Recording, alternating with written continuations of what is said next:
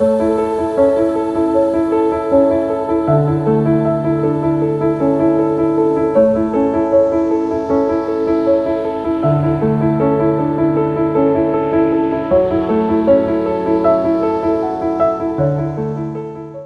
sesión del mes de septiembre, pues contamos el día de hoy con un invitado.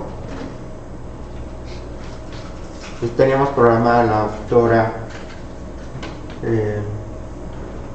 Elsa.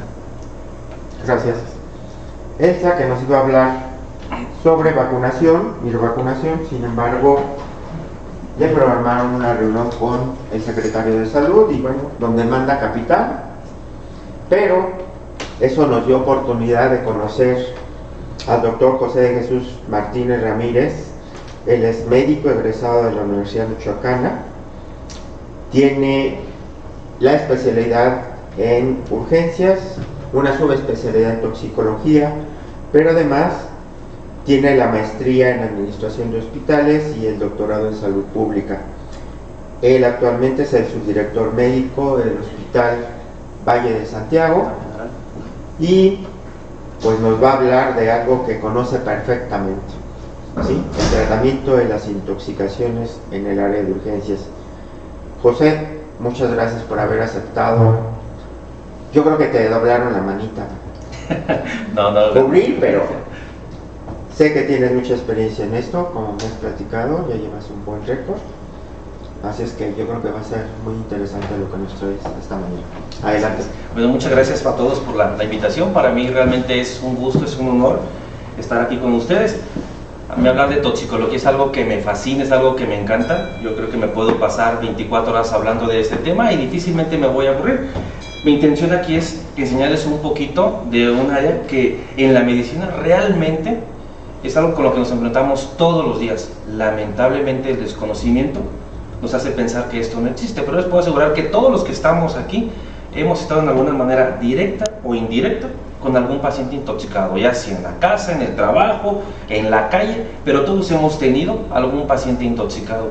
¿Cuál es el problema de esto? A veces nuestro entorno hace que nos vea todo muy bonito, y así es, pero lamentablemente ese espacio no nos permite ver más allá de que pueda haber un paciente intoxicado.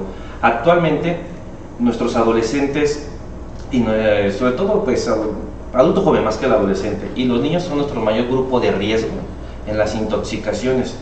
Y hay algunas estadísticas que son lamentables. Las defunciones por suicidio, hablando de intoxicaciones, ocupan el 4º lugar a nivel estatal.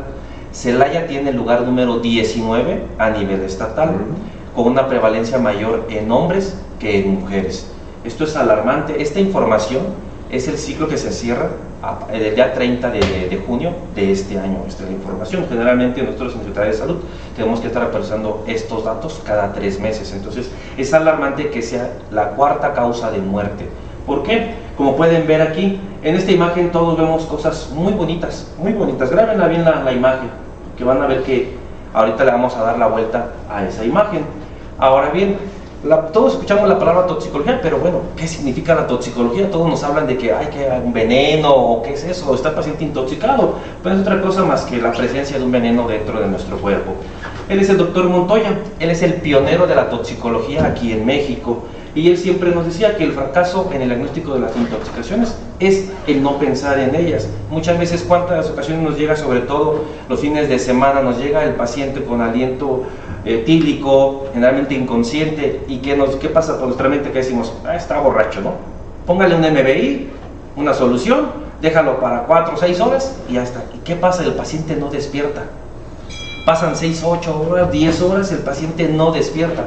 ¿Por qué? Porque probablemente esté combinado con otro. Actualmente en los bares, sobre todo en las playas, me han contado que por ahí se venden ciertas bebidas. Lamentablemente son cuestiones legales, pero que no se deberían de hacer. Se mezclan con diferentes sustancias que ahorita vamos a ir viendo, y lamentablemente van a potencializar el efecto a nivel del sistema nervioso central o en otros órganos, y al paciente pues le van a dar una intoxicación. La primera imagen realmente es la misma, pero ahora la vamos a ver invertida.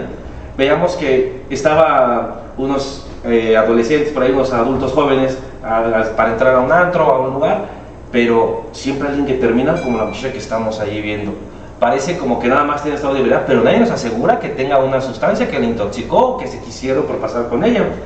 Vemos a la niña, había una imagen donde estaban los papás disfrutando un día de campo, pero mientras disfrutaban las fotografías y todo eso, ¿qué pasaba? La otra nena se iba a jugar a Dora la Exploradora y en el momento, pues, andar de curiosa, pues, prueba alguna planta, prueba alguna hierba y, pues, bueno, después termina intoxicado.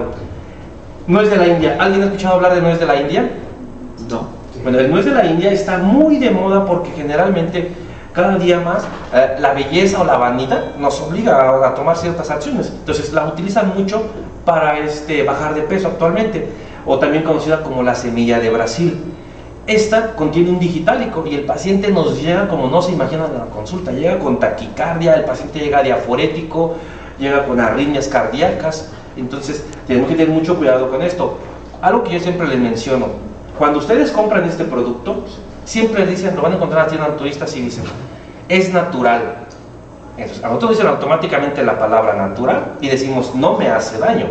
Pero no es así. Si fuera algo natural, entonces un alacrán es de la naturaleza. Si me pique el alacrán, pues no me debería de preocupar porque es de la naturaleza. Entonces realmente aguas con todo lo que nos están vendiendo. El niño, ¿qué pasa? ¿Dónde es uno de los sitios donde más tenemos que tener cuidado nosotros cuando estamos en reunión? Los domingos en la casa de los abuelos. ¿Qué pasa? Todos los tíos, todas las tías están reunidos, disfrutando la cerveza, la bebida, platicando, y los niños andan corriendo. Corre, corre, corre, nadie se acuerda de ellos, y hasta que se van. ¿Y qué pasa? De repente se retiran a las 6 de la tarde y a las 8 llegan con el niño inconsciente, convulsionando o algo, o con hipoglucemias, porque el niño andaba de curioso, fue y le agarra a la abuelita o al abuelito sus medicamentos que tiene para sus crónicos degenerativos, y pues bueno, ahí viene el evento de la intoxicación. ¿Cuándo debemos nosotros de sospechar en una intoxicación? Yo les diría como toxicólogo que siempre. Pero para fines prácticos, pues bueno, si la persona estaba consciente y estaba bien y de repente tiene un evento súbito, un síncope, un desmayo, como le quieran llamar, pues bueno, yo sospecharía con eso. El paciente que tiene alteraciones de la conciencia, a lo mejor dicen, es que él toma cada 8 días, pero el día de hoy empezó con alucinaciones, o el día de ayer, después de que llegó borracho, no ha despertado, o después de esto el paciente empezó a tomarse otras sustancias porque que se sentía desesperado, cosas así. Entonces, siempre tenemos que sospechar nosotros de una intoxicación. No hagamos a un lado los diagnósticos, como el que les decía, el ejemplo de que nos llegan con estado de ebriedad y un MBI, una solución, o el paciente que en ocasiones tiene una volcadura, decimos, tiene traumatismo craneoencefálico, o la tomografía sale normal, los estudios salen normales, gasometría normal. Entonces, si todo está normal, bueno, a lo mejor la volcadura realmente no fue el problema y tengo que buscar otro tipo de situaciones. Ahora, ¿cómo manejamos las intoxicaciones? Todos sin excepción hemos escuchado hablar de esto, del lavado gástrico, de la colocación de sonda nasogástrica, de meterle soluciones, todo el mundo hablamos de antídotos, todo el mundo hablamos de antagonistas, pero la realidad de todo esto es que la mayoría de las veces damos un manejo inadecuado, y no es porque uno lo sepa, sino que realmente si yo no pienso en una intoxicación, difícilmente voy a pensar en dar un manejo de intoxicación también. La mayoría de las veces, cuando a mí me mandan llamar para una interconsulta, me toca que el paciente ya han pasado muchas horas de la intoxicación, y también esto tiene un tiempo, como vamos a ver más adelante. Yo tengo que tener la sospecha siempre, o desde un principio, de mi paciente que esté intoxicado. Ahora, ¿cuál es la razón realmente por lo que no pensamos en las intoxicaciones? Le comentaba al doctor, es una rama que lamentablemente aún no está tan reconocida. La mayoría de las veces cuando yo me presento, todos me dicen, ¿existe la toxicología como una alta especialidad? ¿Existe la toxicología como especialidad? ¿Existe esto como un diplomado, como maestría? Sí, siempre ha existido. Lamentablemente, es poco la difusión que se le hace. En las escuelas de medicina no dan una plática, no dan una cátedra como tal, o una materia que llevemos nosotros de toxicología. Nos hablan de las intoxicaciones, pero como tal, no. Otro error muy común es que generalizamos los tratamientos. ¿Qué pasa? Llega un paciente por intoxicación de cannabis y a todo el mundo le podemos poner naloxona. Llega por metanfetamina, le queremos poner naloxona. Llega el paciente por MD, le queremos meter metanfetamina, y por todo lo que digo metanfetamina le queremos poner naloxona. Entonces no podemos generalizar los manejos en las intoxicaciones, ni tampoco decir es que yo vi que a mí me fue mejor con esto. No, realmente es un paciente, es una intoxicación y cada paciente es un caso clínico. Y algo bien importante, omitimos muchas veces el soporte vital básico. Siempre que llega un paciente intoxicado, por lo que sea, antes de intentar nosotros reanimarlo con cuestiones de intoxicación, debemos hacer una buena reanimación, un buen protocolo de revisión primaria, secundaria. A lo mejor ni siquiera existe un antídoto, a lo mejor ni siquiera existe un antagonista. Yo ya estoy pensando en ponerle un antídoto. Y eso pasa muy comúnmente. Llega el paciente que lo encontraron tirado o que a lo mejor venía de Estados Unidos, le dieron algo. No sabemos qué, pero yo digo que a lo mejor es una benzodiazepina porque está dormido. A lo mejor no fue eso, a lo mejor fue otra cosa. O le encontró en un motel o en un hotel. Es que fue una benzodiazepina. No podemos generalizar, entonces, y empezamos a querer meter flumacenil. No, primero tenemos que reanimar a nuestro paciente, o tenemos que darle una buena atención, como digo, primaria, secundaria, y posteriormente, ahora sí, vámonos a pensar en lo que viene siendo la atención de toxicología. Ella es la doctora Patricia Escalante Galindo. Ella fue alumna del doctor Montoya. Ella es la que fundó el Centro Toxicológico del Hospital Juárez de México, donde yo me formé. Ella siempre nos decía: la omisión del soporte vital básico es la principal causa de muerte de nuestro paciente, que es lo que yo les mencionaba. En muchas ocasiones el paciente llega, nos está gritando que está intoxicado, pero a veces no lo vamos a ver. Y a todo esto, entonces, ¿cómo vamos a manejar un paciente intoxicado?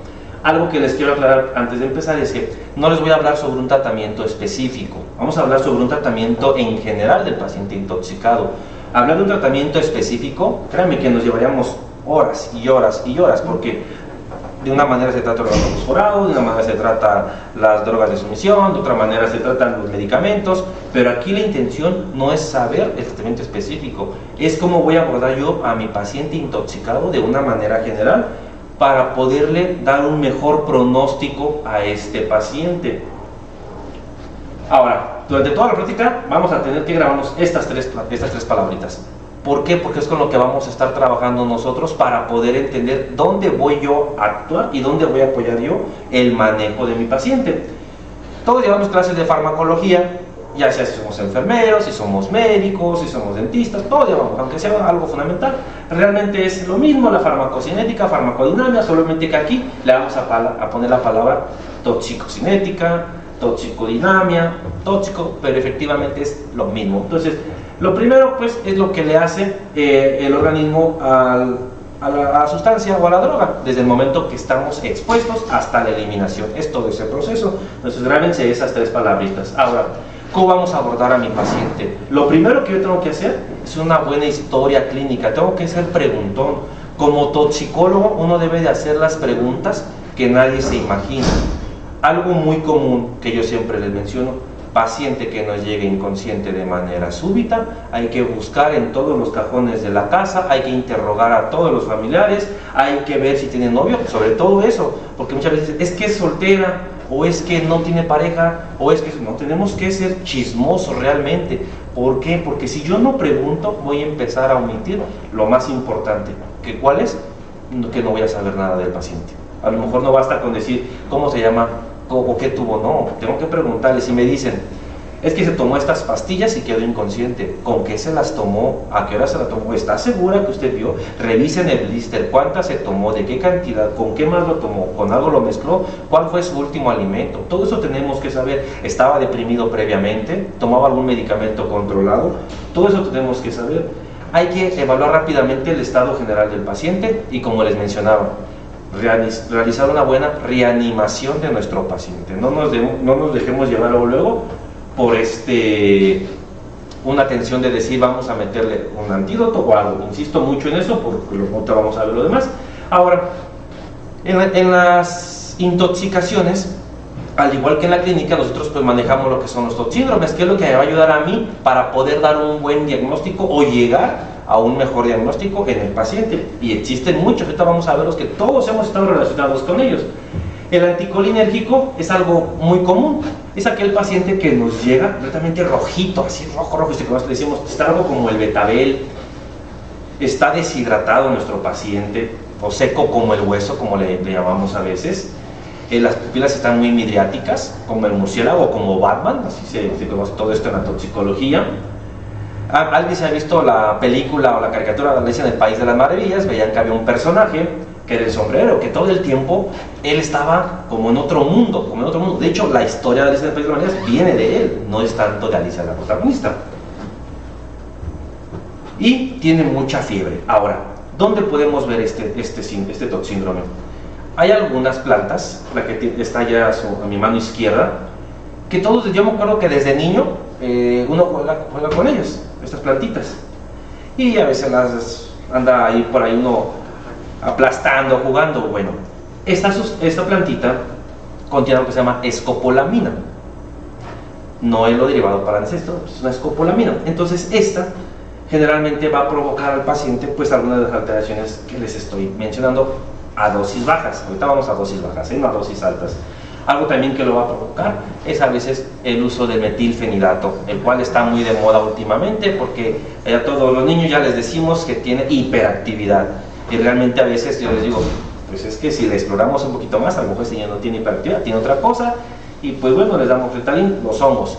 A lo mejor aquí en esta zona de nosotros no se dan tanto los hongos, pero en Ciudad de México la gente sale a caminar y es muy de recolectar esto, o en Cuernavaca generalmente, y algunas zonas de Michoacán, pero no nada más es de que yo los voy a recolectar. Entonces, ¿qué pasa? El puro hecho de que yo los toque con mi mano, a veces a través de la piel, pues también me voy a intoxicar. Entonces, tenemos que tener mucho cuidado con lo que andamos intentando. Ahora, ¿puede haber muerte? Claro que sí, principalmente porque el paciente va a tener alteraciones cardíacas, es lo que nos va a provocar.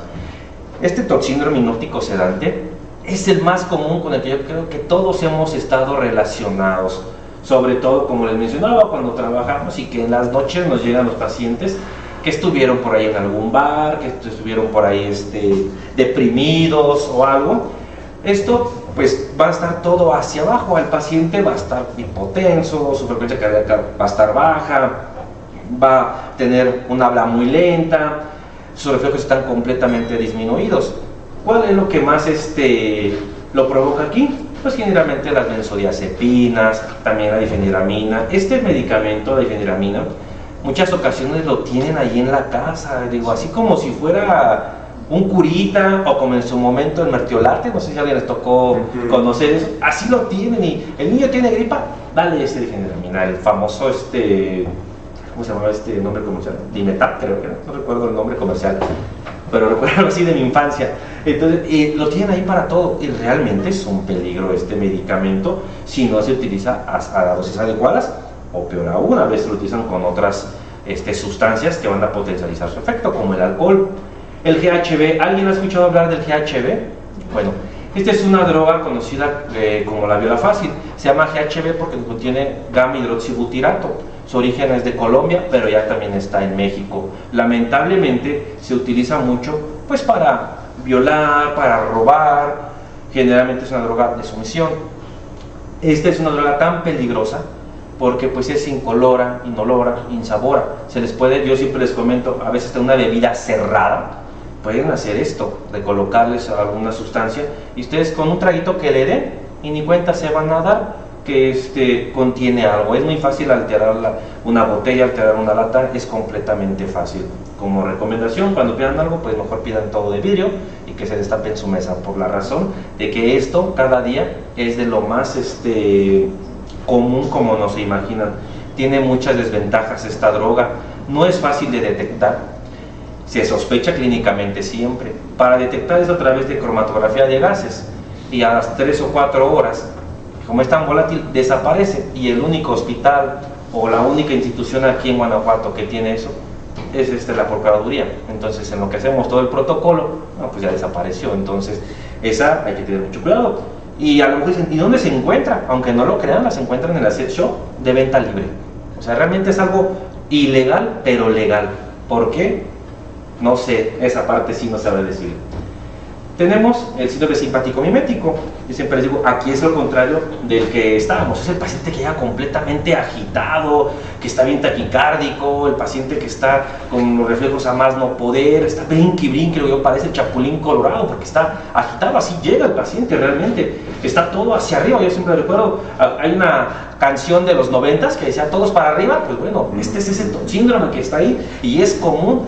Generalmente cuando pasa esto es más por drogas. Les ha tocado ver pacientes intoxicados por metanfetaminas, que es el famoso cristal que está muy de moda actualmente, o por este tipo de bebidas, la cocaína también.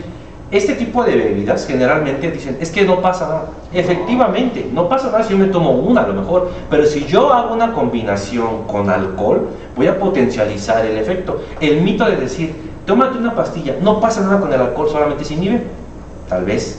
Pero no es lo mismo un paciente que a lo mejor es crónico degenerativo y que está tomando ciertos medicamentos, sobre todo para una artritis o algo así, y que consume alcohol porque va a potencializar el efecto y entonces ahí sí viene una intoxicación. A mí me ha tocado ver en cartas así donde X nombre, no me sé el nombre, ¿no?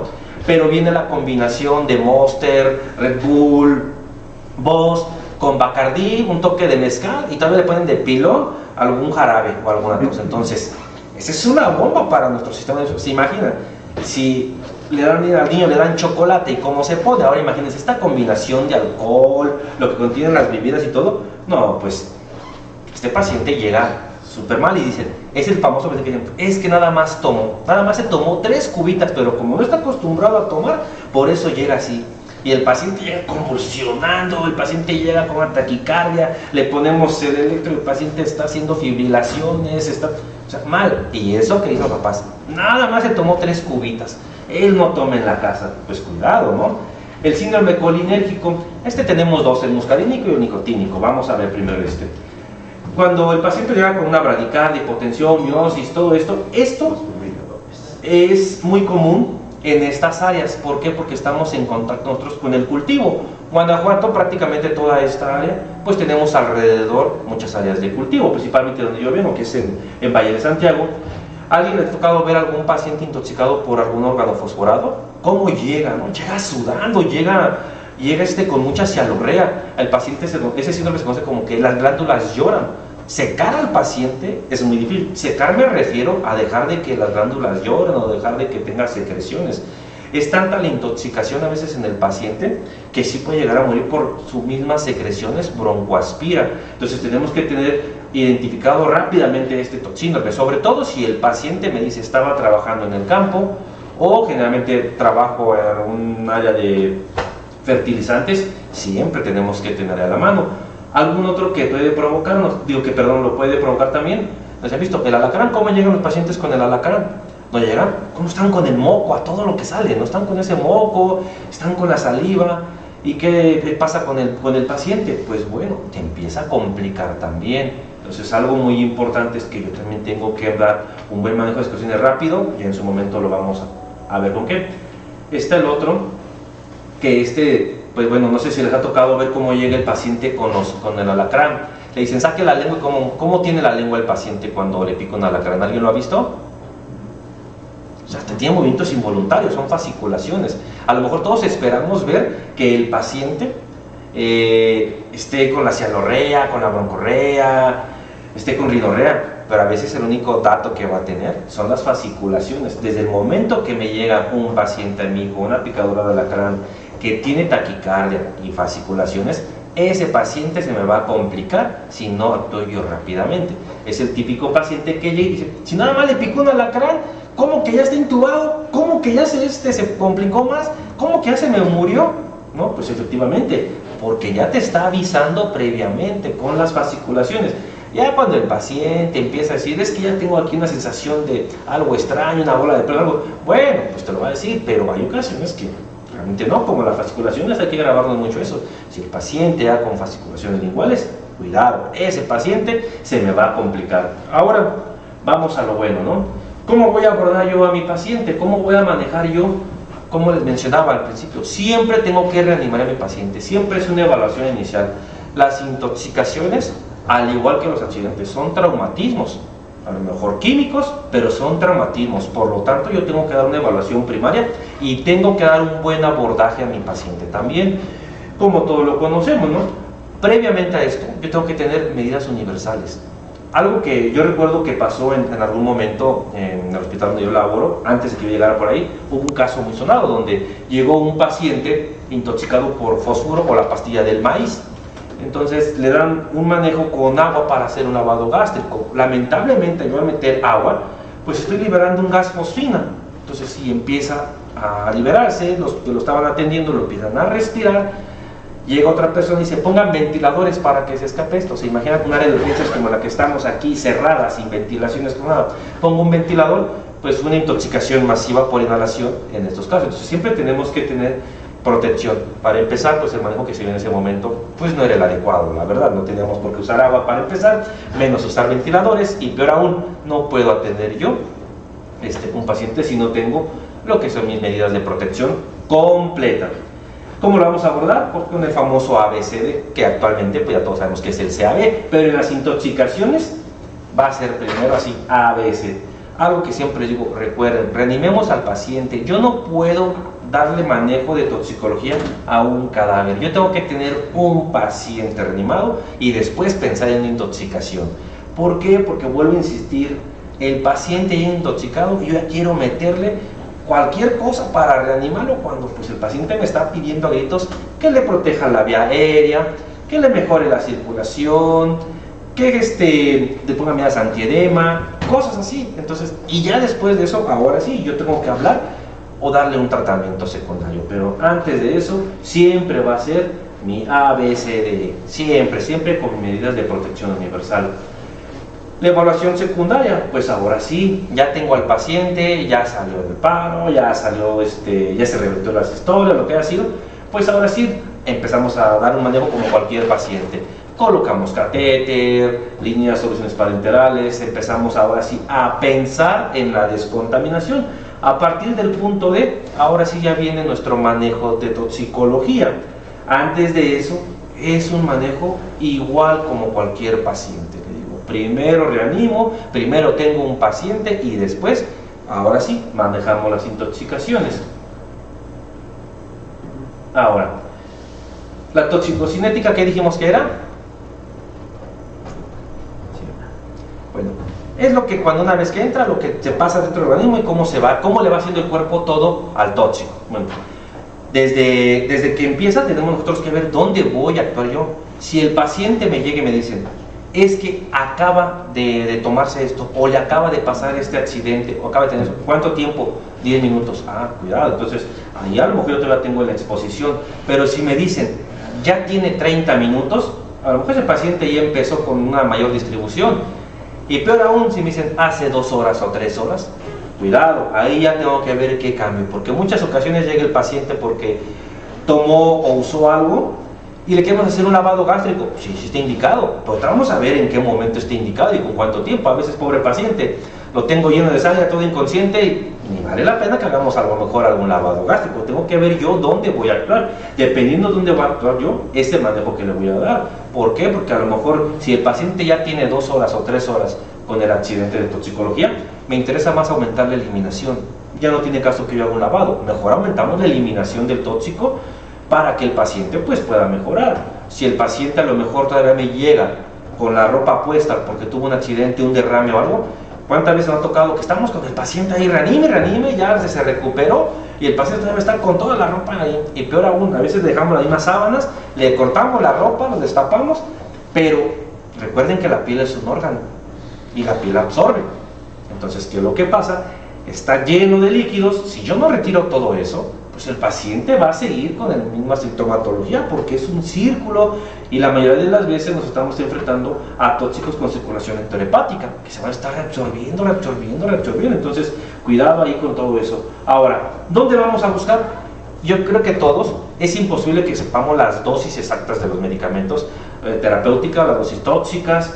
Tenemos que tener una buena búsqueda. ¿Dónde buscamos? La mayoría de las veces todos tienen este libro ahí en los consultorios, en las clínicas, pero ¿qué creen? No podemos buscar en esa. Tenemos que buscar en lugares donde realmente nos hable de toxicología. Yo no puedo buscar solamente en el PLM, porque realmente el PLM no me va a decir qué hacer ante una situación de intoxicación. Para eso existen estos libros de toxicología. El que está a su mano izquierda es muy fácil de buscar en las redes, es el de toxicología de la doctora Piña, es una colombiana, la cual tiene muchísimas publicaciones y realmente es algo muy práctico y que rápidamente nos dice cómo actuar ante esta situación. Ahora, a todo esto, bueno, primero yo tengo que hablar sobre la exposición. Si mi paciente llega con la ropa, pues tengo que retirarla inmediatamente. Si el paciente llega todavía con alguna cantidad de residuos en la boca, hay que retirarlos porque muchas veces se está reabsorbiendo. ¿Qué más tengo que hacer yo? Bueno, un retiro de ropa, el baño, la irrigación ocular. Ahora, ¿cómo hacemos la irrigación ocular? También la tenemos que ver, porque en muchas ocasiones llega el pobre paciente, a lo mejor ni la ocupa y estamos ya lavándole los ojos. Y ahí hay una técnica también, hay una velocidad, hay parámetros que tenemos que manejar.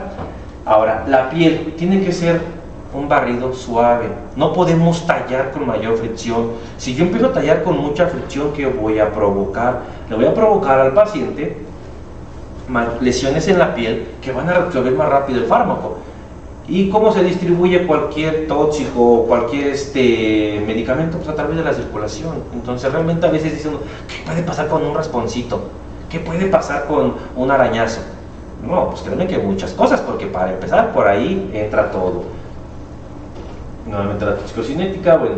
Ahora, si ya despojé al paciente de todo, ya le quité la exposición, ya le quité todo eso, bueno, tengo que ver a nivel de la absorción. Ahora, ¿cuántas vías de exposición tenemos nosotros? Pues todo, desde los ojos, la piel, las mucosas, cavidad oral. Entonces todo tengo que yo estar pensando dónde voy a empezar. Si el paciente me dice que ingirió, no es lo mismo que a que se vertió algún líquido, nada más ingirió, bueno, yo tengo que pensar en disminuir la absorción del fármaco o del tóxico. ¿Cómo? Pues con un carbón activado a dosis única, que ahorita vamos a ver también todos estos conceptos. ¿Por qué puse esa imagen del carbón activado ahí en el niño? Bueno, porque muchas ocasiones dicen, es que si se lo toma la gente, es que el carbón activado realmente no sabe a nada. El carbón activado a ese niño, esa es una fotografía real, donde se le decía al niño que era coca. Y el niño como si nada, abría su boca y se lo tomaba pensando que era una coca. O sea, es un niño, si mal no recuerdo, tiene un año o un mes, ese niño le decían coca, le decían a la mamá coca, y se lo tomaba, A mí como adulto me dicen eso y a lo mejor digo, no, porque me voy a vomitar. O sea, ni siquiera estoy pensando, pero yo ya estoy, ni siquiera lo he probado, pero ya estoy pensando. Otra que vamos a utilizar también mucho, la irrigación incisional total, con el famoso Nuteri, ahorita vamos a verlo también. Yo tengo que ver en qué fase estoy actuando también para disminuir la distribución, como les mencionaba. No es lo mismo el paciente que me llegó a la hora, el paciente que me llegó a los minutos, al paciente que me llegó incluso a las 3-4 horas. Mientras más se retarda, mayor distribución va a tener el tóxico. Y generalmente la mayoría de las intoxicaciones van a irse a donde están los órganos con mayor perfusión. ¿Y cuál es nuestro órgano que tiene mayor perfusión? Tenemos dos que tienen mucha perfusión, pero hay uno que... ¿Por qué creen que llegue el paciente siempre? Casi siempre que empezamos intoxicaciones, el paciente llega así, todo somnoliento, llega inconsciente, porque efectivamente, me dice el doctor, nuestro cerebro es el que tiene la mayor perfusión. El cerebro le deja de llegar sangre en algún momento y créanme que lo resiente inmediatamente. Por eso tenemos que tener nosotros todo esto. Si vamos a usar antídotos, antagonistas, y algo bien importante, la eliminación. Créanme que la eliminación casi va a ser siempre la fase donde nos va a llegar el paciente intoxicado. Difícilmente alguien nos va a llegar inmediatamente. Entonces hay que saber bien dónde voy a actuar yo. Si es en la absorción, hablamos de minutos. Si es en la distribución, hablamos de minutos, máximo 30. Si es en la eliminación, todo lo demás que venga después ahí. El carbón activado a dosis múltiple, que también lo vamos a ver, que ese se utiliza mucho en la eliminación, sobre todo en las cuestiones donde hay circulación enterohepática. Ahora, ¿cómo vamos a hacer la descontaminación? Bueno, ¿o por qué se hace? Lo primero que tenemos que hacer, recuerden, es protegernos nosotros. Yo tengo que tener todo el equipo de protección, gogles, trajes, guantes, mascarillas, si en su momento se requiere, porque como les mencionaba el caso que pasó en mi hospital, donde hubo una intoxicación por gas fosfina, entonces tengo que tener todo mi equipo de protección. ¿Recuerdan cuando se vivió la pandemia de COVID? Al principio, como andábamos todos, ¿no? Porque pensábamos que por todo lado nos iba a llegar el COVID. Bueno, pues más o menos así tenemos que andar de protegidos, pero aquí sí, porque pues bueno, estamos enfrentándonos a productos químicos, a sustancias tóxicas. Entonces siempre tenemos nosotros que lavar al paciente, tenemos que eliminar todo lo que puede estar reabsorbiéndose, tenemos que quitar, como cualquier paciente, a lo que altere la circulación, anillos, todo. Tenemos que descuidar al paciente, descontaminar inmediatamente. Era lo que les decía, muchas veces quitamos la ropa, nada más la rompemos, la dejamos en la camilla, empezamos a bañar al paciente, pero ahí sigue lo que es el tóxico, y pues se sigue reabsorbiendo, se sigue reabsorbiendo, se sigue reabsorbiendo. Su equipo de protección, que siempre debemos de tener, aunque a veces, pues, sobre todo en los hospitales públicos, difícilmente lo tenemos, la mayoría de las veces nos toca a nosotros solventarlo. ¿Cómo descontaminamos? Bueno, en cualquier solvente, cualquier salpicadura, cualquier producto que tenga contacto con nosotros, tenemos que hacer una buena descontaminación, sea del producto que sea. Ahorita vamos a ver unas consideraciones especiales en el manejo. Contraindicado, prácticamente no existen contraindicaciones en la descontaminación del lavado con agua o mecánico del cuerpo, a excepción pues a lo mejor de la cal, que ahorita vamos a hablar un poquito de eso. ¿Cómo hacemos el lavado ocular? Lo ideal es que lo hagamos así. Si me preguntan cómo se llama este aparatito, la verdad no lo sé. En el hospital, ¿cómo lo hacemos? Con un equipo de venoclisis, con una solución, generalmente con eso se puede realizar. ¿Cómo? A un goteo continuo lo vamos a estar haciendo, aproximadamente siempre va a ser 1 litro por cada ojo.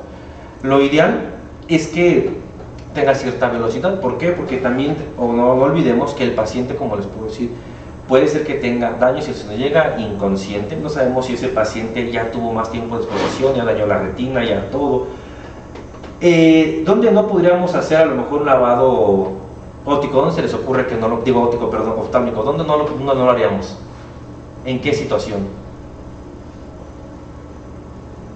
¿Les ha tocado ver algún paciente con cal? No. Bueno, los albañiles comúnmente, ¿no? Llegan con cal. Realmente hace algún tiempo, cuando me formé, se hablaba de hacer lavados con bicarbonato, contraindicado completamente ya para la cal también. Actualmente se habla pues de riesgo-beneficio. Recuerden que la cal es corrosivo y generalmente nos va a dañar la córnea, pero yo creo que si generalmente puedo retirar una pequeña cantidad sin utilizar agua, ya sea un abanico o algo, o con un rociador fuerte, pues bueno, es algo que nosotros generalmente hacemos. Ya después le mandamos al oftalmólogo su parte que le corresponde. Hasta este momento no me ha regresado ningún paciente con daño, pero realmente ahí tenemos que ver riesgo-beneficio, porque es algo que parece muy sencillo, pues tenemos que tener consideraciones especiales como la que les mencioné. Tenemos que lavar las uñas, tenemos que lavar los oídos, sobre todo en pacientes en el campo con una intoxicación accidental. ¿Cuántas veces está el paciente? Les ha tocado ver cómo está el campesino, ¿no? Está agachado, está en la pista y pasan rociando y no se dan cuenta.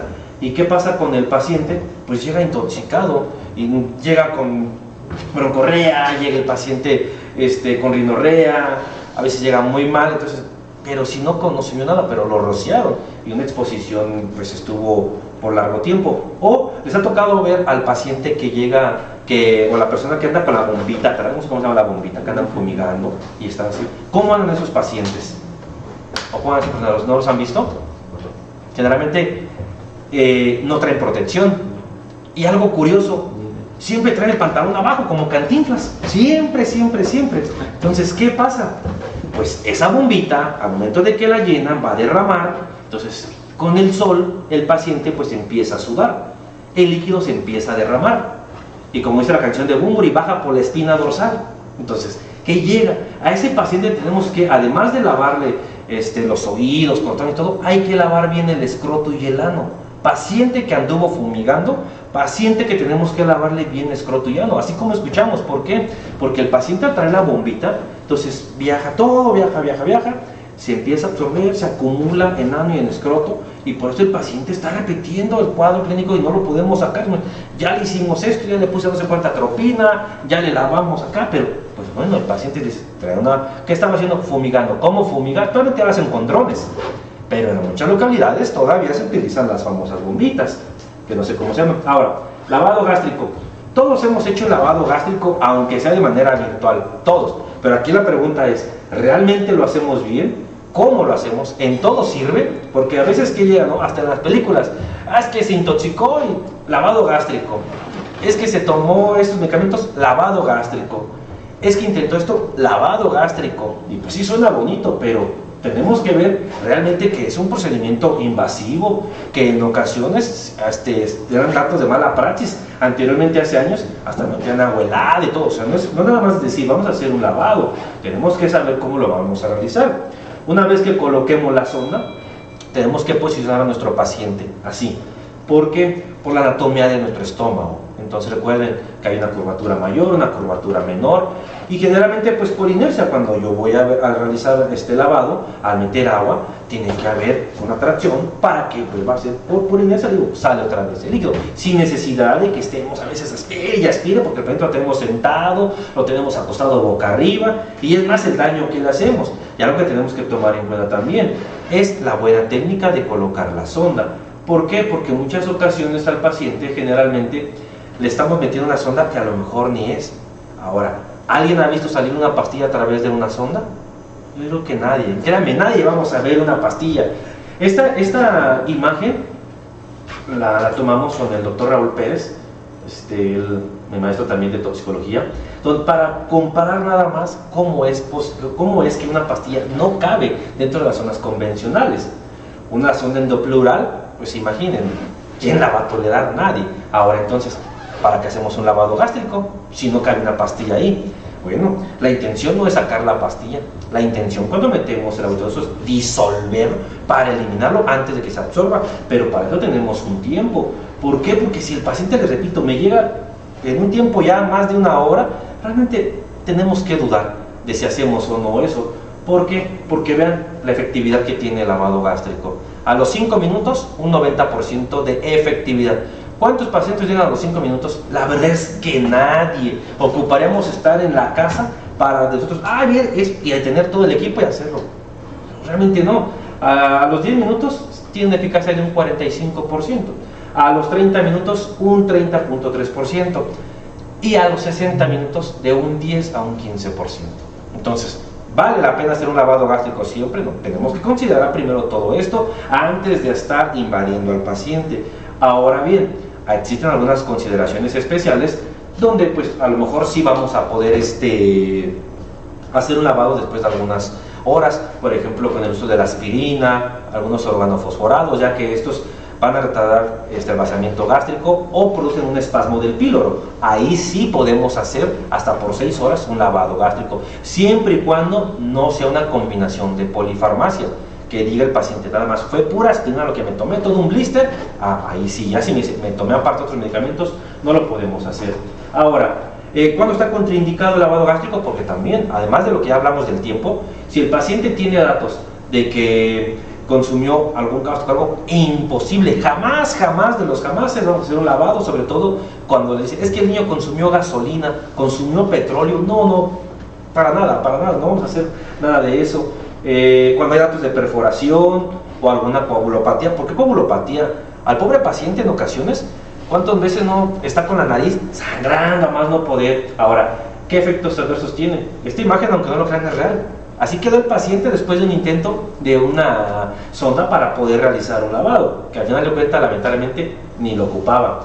Puede tener desde las complicaciones más simples hasta las fatales. El paciente puede llegar a morir por cuestión de una colocación de un mal procedimiento. Lo que les mencionaba, de algunos medicamentos donde nosotros podemos hacer un lavado gástrico, pero son contaditos nada más. Ahora, carbón activado. Todos hemos escuchado hablar del carbón activado, ¿no? Ahora, ¿quién ha hecho lavados con carbón activado? ¿Con confianza?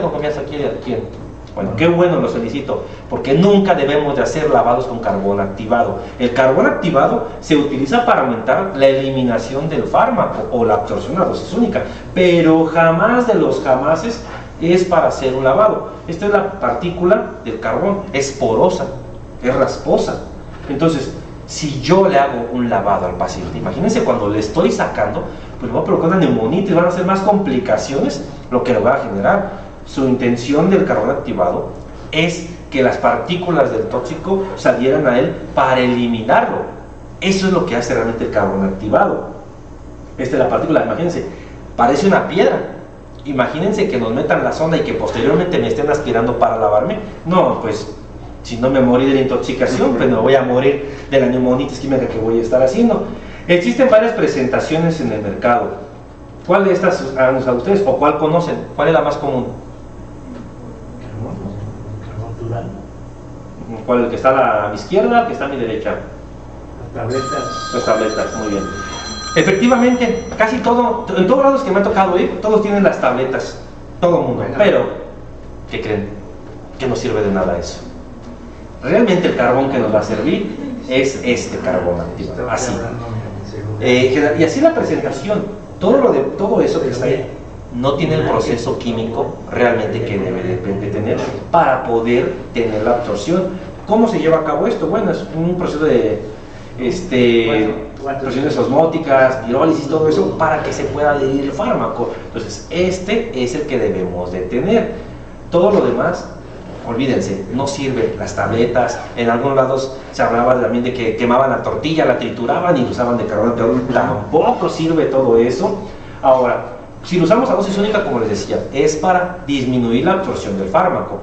¿Al cuánto tiempo? Bueno, si el paciente me dice, hace 45 minutos que consumió el medicamento o algo, bueno, si veo que no le puedo hacer un lavado gástrico, tal vez puedo usar dosis única de carbón activado, siempre y cuando, le repito, esté dentro del tiempo que estamos manejando.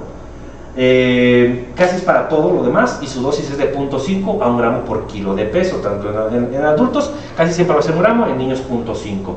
A dosis múltiple, que es donde más lo vamos a utilizar, aquí no voy a hacer mucho enfoque, porque el paciente es cuando nos va a llegar ya después de la hora, después de mucho tiempo. Entonces, ¿qué voy a hacer yo? Pues le voy a aumentar la eliminación del fármaco. ¿Cómo? A través de carbón activado. Ahora, ¿alguien ha usado el carbón activado para alguna cosa? Bueno, el carbón activado, créanme que es una chulada en la toxicología, nos ayuda mucho para aumentar la eliminación. Como les decía, no sabe a nada, se ve una bebida negra, pero realmente no sabe a nada, es algo que uno lo toma y pues lo que va a terminar va a ser como si tuviera uno, ¿cómo se llaman? Los dardos, no sé, los que se pintan los labios negros o emo, no sé.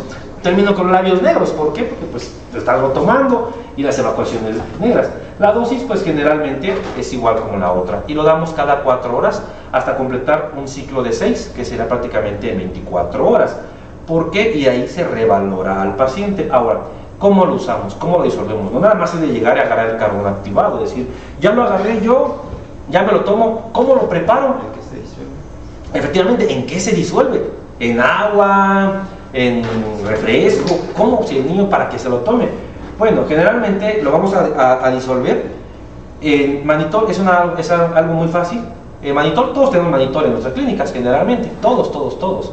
Y generalmente por cada gramo de carbón activado yo voy a utilizar de 5 a 7 mililitros por cada gramo. Entonces, si el paciente pesa 70, bueno, hago nada más mi multiplicación. Ahora, ¿cuánto es la dosis tope de carbón activado?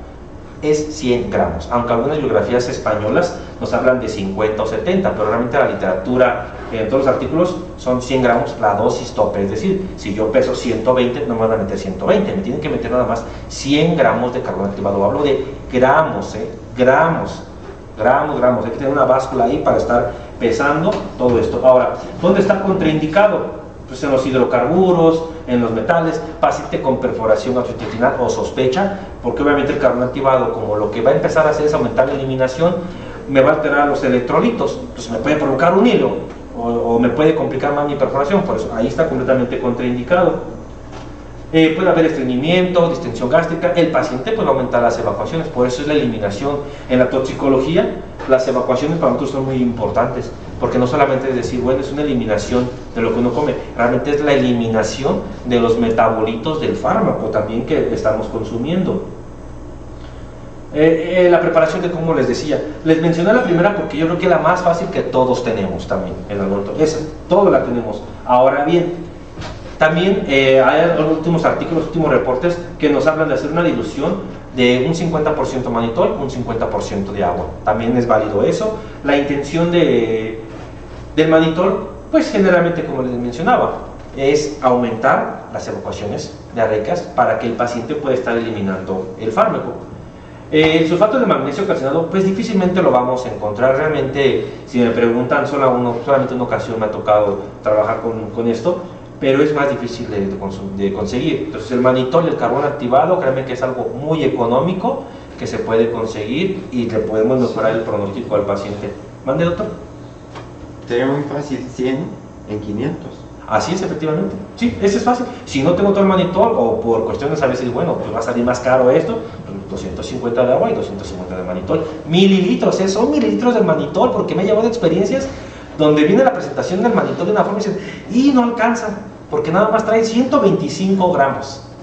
No, son mililitros, no son miligramos del manitol, del carbón sí son gramos. Ahora, la irrigación intestinal total. Yo creo que todo el mundo ha conocido el Nulitelli. Lo usan muchísimo los radiólogos, muchísimo. Aquí en toxicología nosotros también lo utilizamos para aumentar la eliminación de algunas sustancias, sobre todo en los metales pesados principalmente. A lo mejor dicen, bueno, ¿cuáles son esos? Pues, no sé si se recuerdan que anteriormente los termómetros venían con el mercurio. Pues bueno, los quitaron del mercado para una situación, pero difícilmente esa cantidad que tenía el termómetro nos iba a intoxicar. Sin embargo, por precaución, mejor lo eliminaron. Ahí donde lo podemos utilizar. Al igual que el carbón, lo que hace es aumentar el vaciamiento gástrico para que también el intestino empiece a eliminar. El intestino realmente ya un tóxico es poco lo que va a absorber, por eso es que empieza a eliminar. Se maneja con grandes volúmenes. Normalmente, como les mencionaba, los radiólogos lo utilizan muchísimo para los medios de contraste, para hacer estudios, con contraste.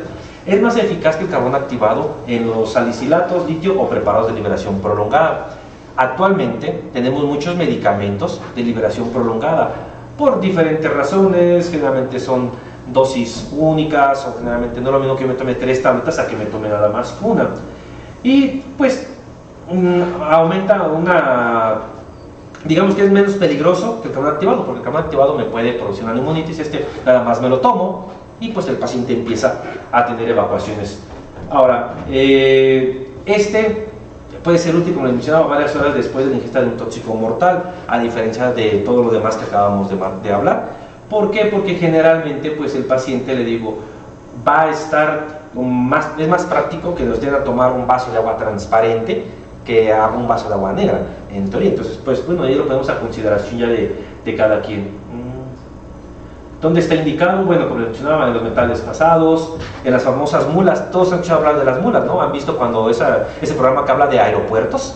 ¿Dónde van? Pues bueno, son las que transportan toda la droga. ¿Qué les dan para que lo saquen? Pues efectivamente, lo que se le da es un laxante. Generalmente es el más efectivo, que se les prepara para que puedan expulsar lo que tienen. Ahora, ¿tiene contraindicaciones? Claro. Si yo les digo que el paciente va a tener evacuaciones diarreicas y el paciente me llega con una obstrucción intestinal, vómitos, algo, lo va a deshidratar más. Entonces, ahí definitivamente yo no le voy a dar eso. O si hemodinámicamente está mal el paciente, sobre todo por pérdida de volumen, tampoco lo vamos a utilizar.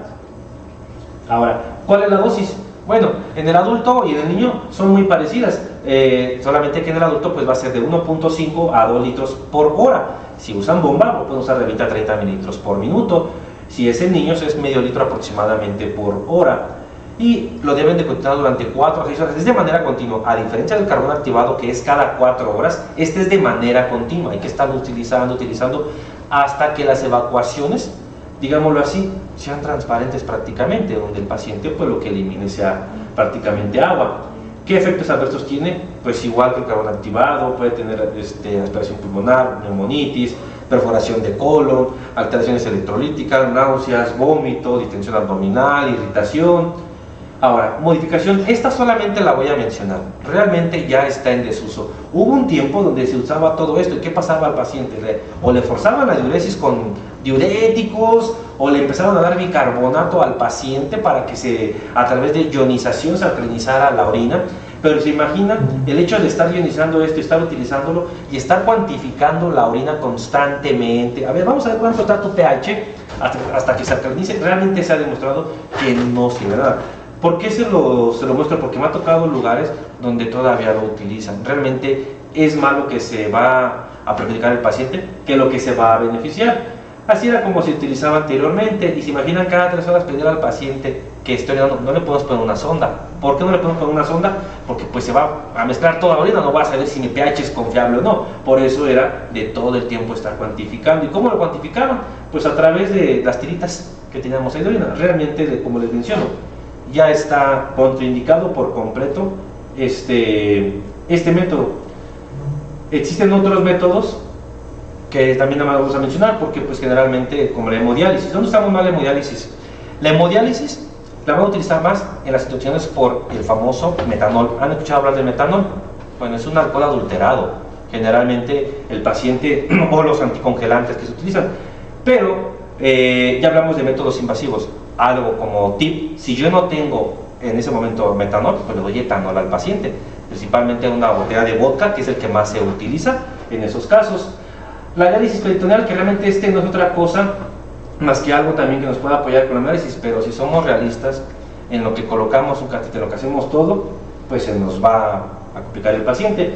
Y la hemoperfusión a través de columnas de carbón activado, que es algo muy parecido a la hemodiálisis. Es un filtro donde pues generalmente va pasando la sangre, digamos así, que se purifica, separa las partículas del tóxico y generalmente me deja mi sangre limpia.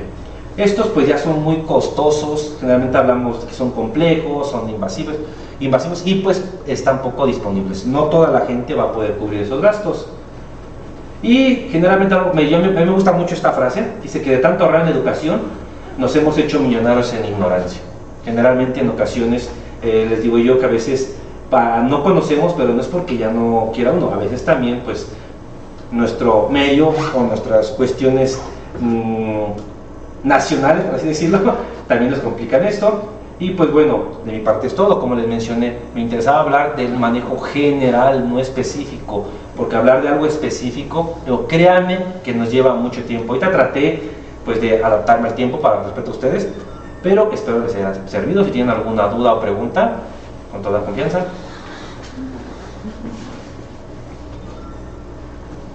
¿Nada? ¿Todo en orden? Qué bien. ¿O se entendió todo o no se entendió nada?